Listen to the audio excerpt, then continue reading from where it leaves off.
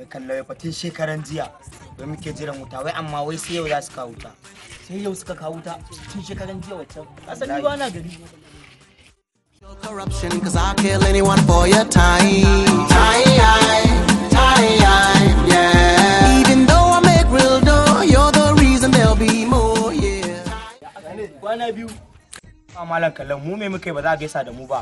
Wawa mai wadari, ya za in baka hannu, kai da yanda muke da kai ni zaka ci amana?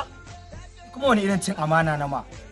To kai wani irin cin amana kama malam kallon mu na san kana malam kallon mu kuna zaman mutunci tare da shi. Wani kai na ban san wani irin cin amana na mai ba. Ba ma ka san me kamun ba, to bari ka gani.